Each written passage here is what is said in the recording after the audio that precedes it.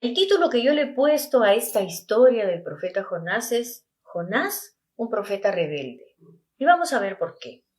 Dice el primer versículo que Jonás recibió un día la orden de parte de Dios. Levántate, ve a la gran ciudad de Nínive, pronuncia mi juicio contra ella, porque he visto lo perversa que es su gente. Contrariamente a lo que todo profeta de Dios hacía apenas recibía un mensaje de ser enviado para compartir un mensaje del Señor, ellos se levantaban e iban al lugar donde Dios los mandaba. Jonás, dice, se levantó, pero en vez de ir a Nínive, se fue en dirección contraria. Desobedeció.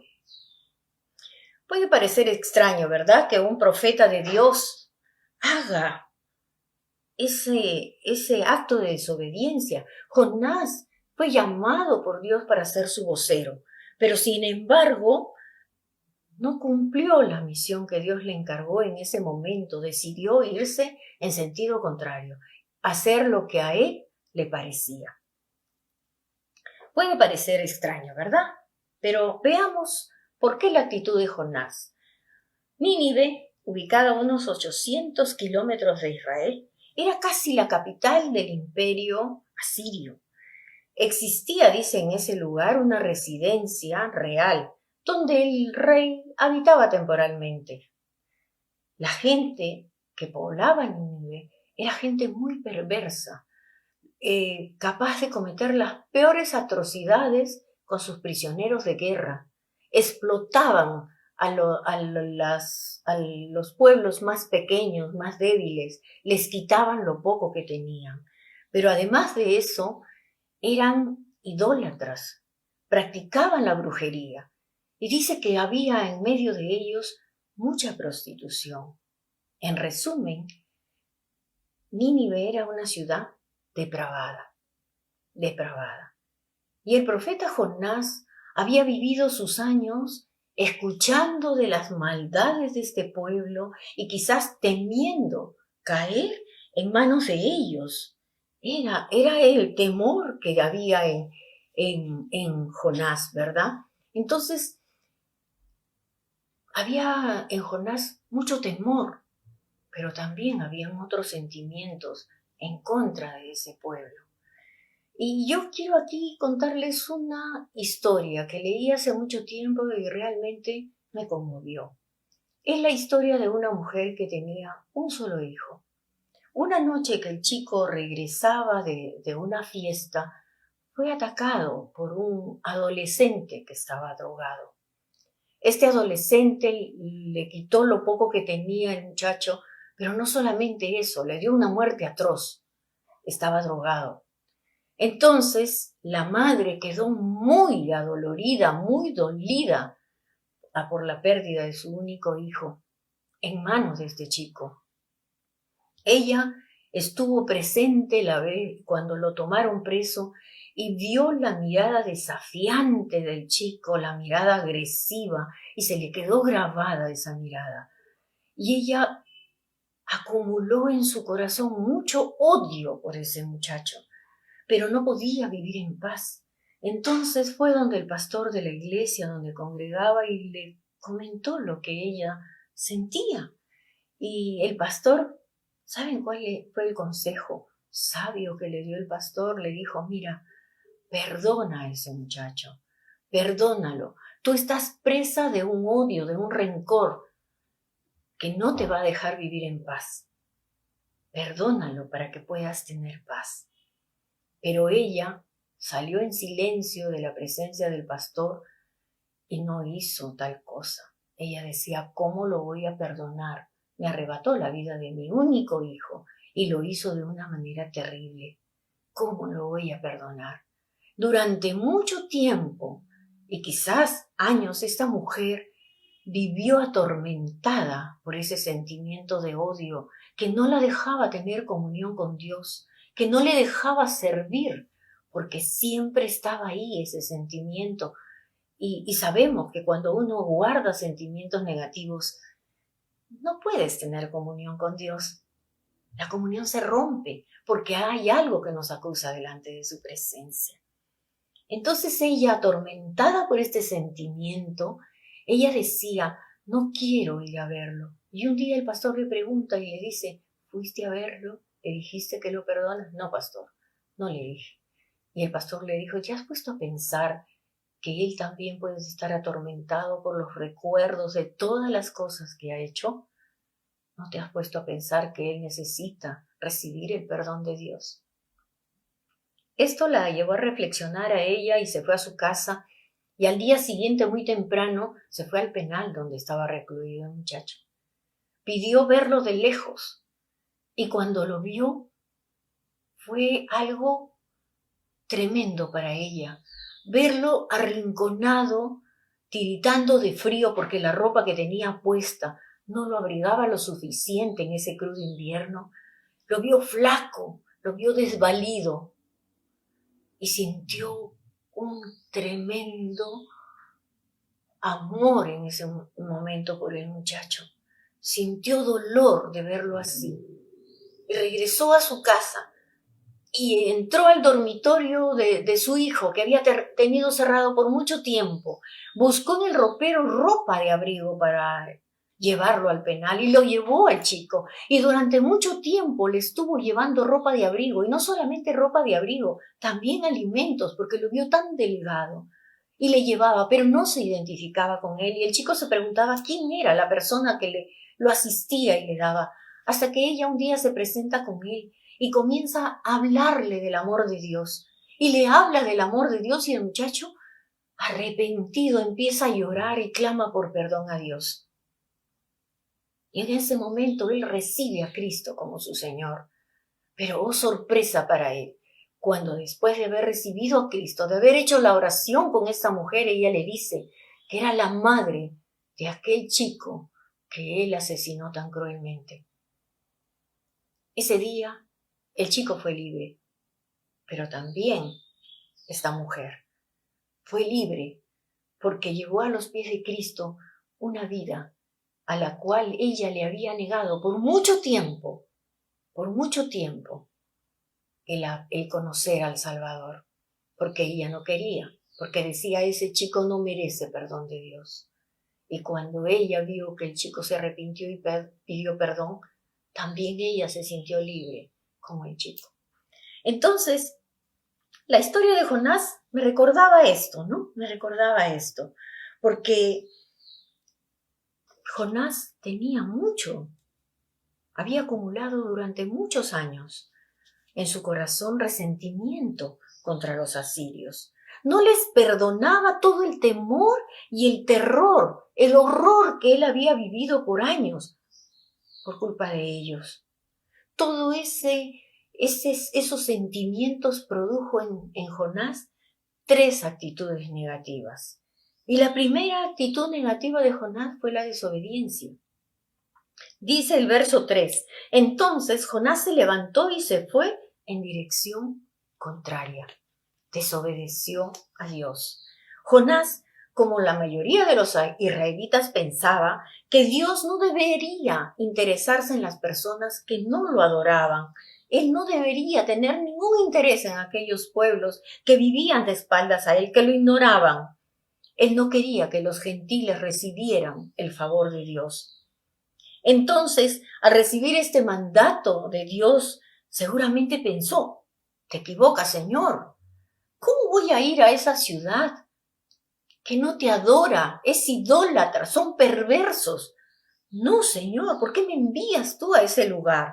No quiero ir a Nínive. La palabra no dice que él lo manifestara así con su voz, pero su actitud lo demostró, ¿no? Su actitud lo dio a defender, a entender. A Jonás la desobediencia le costó mucho y duro sufrimiento. Puso en riesgo su vida y la vida de otras personas y terminó en la panza de un pez. Eso lo podemos ver en los versículos más adelante. La actitud desobediente de Jonás y la actitud de la mujer de la historia nos recuerda a nosotros nuestra propia desobediencia, ¿verdad? ¿Cuántas veces, escudados tras los argumentos de ellos no quieren escuchar hablar de Dios, tienen un corazón muy duro, me van a tratar mal, nunca cambiarán, me falta tiempo para ir? Hemos usado estos argumentos para desobedecer a Dios, para desobedecer el mandato expreso del Señor de predicar el Evangelio, de confrontar al pecador y llamarlo al arrepentimiento para que obtenga perdón de pecados, para que obtenga salvación. Entonces, ¿qué hacemos? Guardamos silencio, nos vamos en sentido contrario. Y tal como el profeta, debemos después asumir las consecuencias, no muy gratas y quizás hasta dolorosas. Debemos tener presente que Dios cumplirá sus propósitos aun cuando nosotros seamos siervos, renuentes y tengamos poca disposición para obedecerle. Dios siempre cumple sus planes. La segunda actitud de Jonás es una actitud insensible. El verso 3 continúa diciendo: descendió al puerto de Jope, donde encontró un barco que partía para Tarsis. Pagó su pasaje, subió a bordo y se embarcó rumbo a Tarsis. Jonás mostró su falta de amor por hombres, mujeres y niños. Él no sintió amor por su prójimo y su necesidad de salvación. Él no estaba interesado en que los habitantes de Nínive, que no conocían del amor de Dios, se arrepintieran de su maldad y fueran salvos de la destrucción. Así que decidió embarcarse a otro lugar, lejos de Nínive. No quería saber nada con Nínive.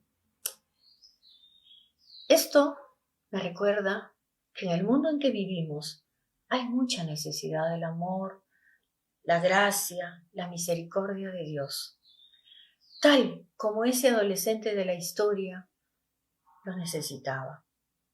Aún cuando el hombre sin Dios no lo admita, su alma clama a gritos por salvación, aunque él acalla estos gritos con poder, con dinero, diversión, violencia y todo acto pecaminoso. El hombre que vive a espaldas de Dios es capaz de cometer las peores atrocidades. Dice la palabra de Dios en Efesios 4:18, tienen la mente llena de oscuridad. Vagan lejos de la vida que Dios ofrece, porque cerraron la mente y endurecieron el corazón hacia Él. Qué triste condición, ¿verdad? Lo vemos cada día en las noticias, los medios de comunicación dan cuenta de ello. Y ¿saben qué? Nosotros nos hemos acostumbrado a ser espectadores y hasta nos mostramos indiferentes. Ya nos acostumbramos, ¿no? Nos acostumbramos a ver todas esas malas noticias y nos mostramos indiferentes ante una sociedad que se pierde y muere sin esperanza de salvación. Lo peor de todo es que nos atrevemos a levantar el dedo acusador y hasta juzgar. Qué triste, ¿verdad? Cuando nuestro deber es mostrar el amor de Dios a nuestro prójimo, sin mirar lo que es, lo que hizo, raza, ideología o credo. Nada de eso debe importarnos, solamente su necesidad de Dios, su necesidad de Dios. Entonces, ¿qué debemos hacer? Alzar nuestra voz, proclamar que hay esperanza en Cristo. En el Evangelio de Lucas, capítulo 10, versículos 25 al 37, el Señor Jesús da un ejemplo clarísimo de lo que significa amar al prójimo, con la historia del buen samaritano. Si nunca lo leyó, le recomiendo que lo haga. Es una historia preciosa verdaderamente. Y vamos a ver la tercera actitud de Jonás, actitud egoísta. Termina el verso 3 con la siguiente frase: con la esperanza de escapar del Señor. Jonás sabía que el Señor es un Dios clemente, piadoso, tardo en enojarse y grande en misericordia. Así lo declara en el verso 4, versículo 2. En ese momento el Señor le estaba encargando esa tarea específica de ir a Nínive, anunciar el juicio de Dios debido a su maldad, porque deseaba que se arrepintieran de su pecado para Él poder extender su misericordia y librarlos de la destrucción. Jonás, al contrario, temía que los ninivitas, al escuchar su mensaje, se arrepintieran y fueran salvos. Él no quería que ellos alcanzaran la misericordia del Dios de Israel. Su Dios, dijo. Entonces, él no quería compartir el amor de Dios con esa nación perversa, esa nación extranjera. Jonás deseaba que ese pueblo malvado sea destruido, igual que la mujer de la historia. La mujer de la historia no quería que el muchacho fuera salvo, no quería que el muchacho alcanzara el perdón de Dios y fuera salvo del infierno. Ella quería verlo arder en el fuego del infierno, pagando la culpa por haber asesinado a su hijo. Qué terrible, ¿no? Jonás sintió que tenía el control, que si él huía lejos de Israel, Dios iba a desistir y anular la misión encomendada. Y entonces sería el fin de Nínive. Lo que el profeta no tenía muy claro, al parecer, es que aun cuando Jehová tenía pacto con Israel, Él es el Señor de toda la tierra y su divina misericordia no tiene límites territoriales. No tiene límites territoriales. Jonás quiso huir de Dios, esconderse de Él. Y esto es algo que el hombre ha hecho a través de los tiempos. Siempre lo ha hecho, lo hace y lo hará. Pretenderá inútilmente esconderse de Dios, pero sabemos que de Dios nadie puede esconderse. Nadie puede tratar de anular la voluntad de Dios o dejar que el plan de Dios se cumpla. El hombre siempre trata de tomar su propio camino, escapar inútilmente del plan de Dios. La historia de Jonás nos enseña que los planes de Dios nunca serán cortados por estrategias humanas o por la desobediencia de quienes tratan de evadirlos.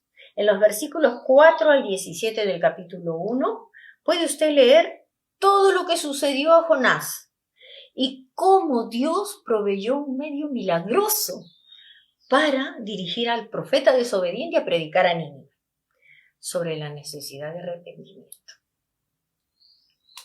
Los capítulos siguientes que usted puede leer en casa relatan que el plan de Dios se cumplió. El pueblo de Nínive, hombres, mujeres y niños y hasta el rey, escucharon el mensaje. Y no solamente lo escucharon, se arrepintieron de su maldad. Se arrepintieron de su maldad. Entonces el plan de Dios se cumplió. Dice la palabra de Dios en 2 de Pedro 3:9, y lo voy a leer en la versión internacional, nueva versión internacional. El Señor no tarda en cumplir su promesa, según entiendes algunos, por tardanza. Más bien, Él tiene paciencia con ustedes, porque no quiere que nadie perezca, sino que todos se arrepientan. Dios tiene paciencia con cada uno de nosotros. ¿Por qué? Porque Él no quiere que nadie perezca, sino que todos se arrepientan. Hermoso, ¿verdad? Así es nuestro Dios. Así ama nuestro Dios.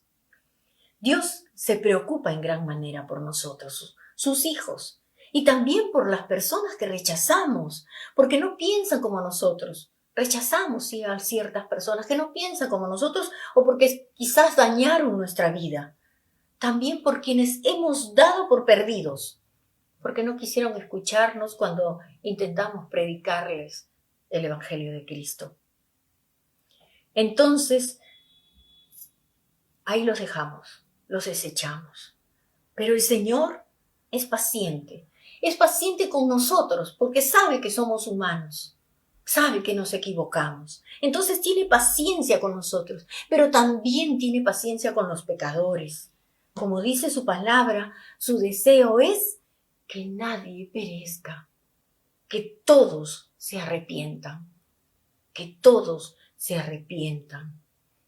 Oremos a nuestro Dios para que nos dé un corazón obediente, un corazón sensible a la necesidad de la gente, un corazón que se duela con el hombre que muere sin Dios, con el hombre y la mujer que camina sin Dios, que necesita a gritos tener una relación con Dios. Pidámosle al Señor que haga de nosotros instrumentos, que podamos ser cada uno de nosotros instrumentos para mostrar el amor de Dios y la misericordia del Señor. Acompáñenme a orar. Señor, la historia de tu siervo Jonás se parece tanto a la nuestra. Y hoy nos acercamos al trono de tu gracia para pedirte nos perdones, porque muchas veces hemos pecado contra ti con nuestra desobediencia, indiferentes con aquel que se pierde, con nuestro egoísmo, Señor, al guardar tu verdad y no transmitirla. Ayúdanos, Señor, danos un corazón que te honre, obediente, sensible, que comparta tu amor al mundo. Te lo pedimos, Señor, en el nombre de Jesús, nuestro amado Salvador. Amén. Dios le bendiga, hermanos.